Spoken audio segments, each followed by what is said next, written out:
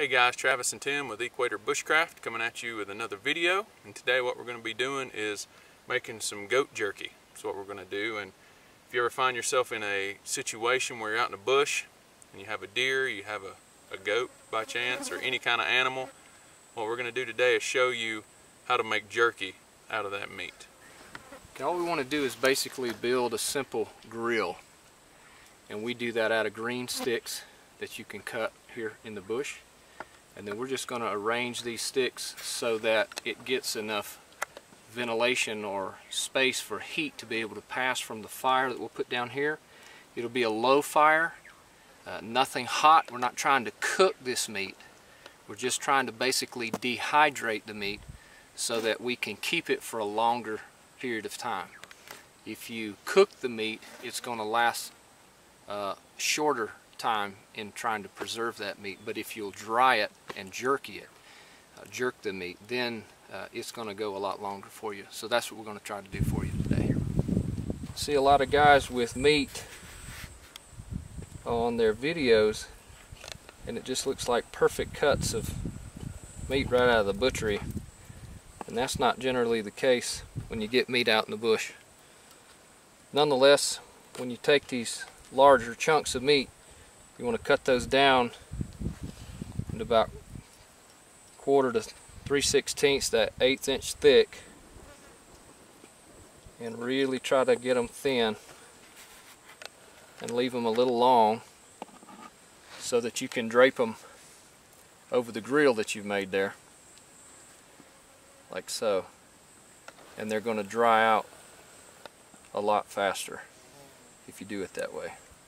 That one's a little thick. Nice and thin. Larger pieces would be better. Longer pieces would be better, but we got to work with what we got. Lay them on here.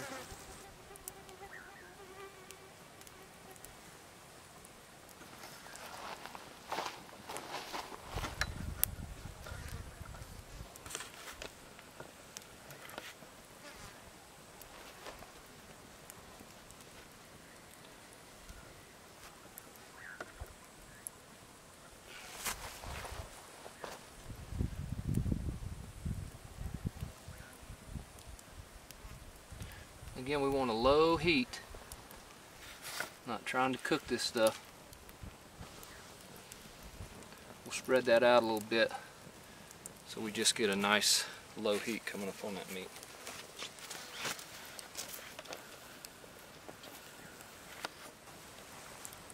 So guys, also, if you want to spice your meat up, you can carry a little spice with you. And all I've got here is just a little bit of garlic salt.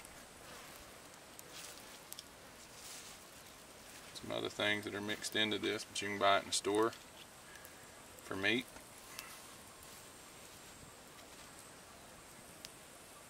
Try some with and without.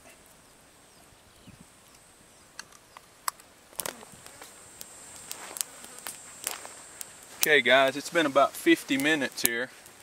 Just wanted to give you another shot here of this meat, this goat meat. As you can see, it's shriveled up and it's actually becoming a little bit firm, so that's good. So what we're going to do, you got to be careful. You see how it sticks to the trees it's under, the little branches?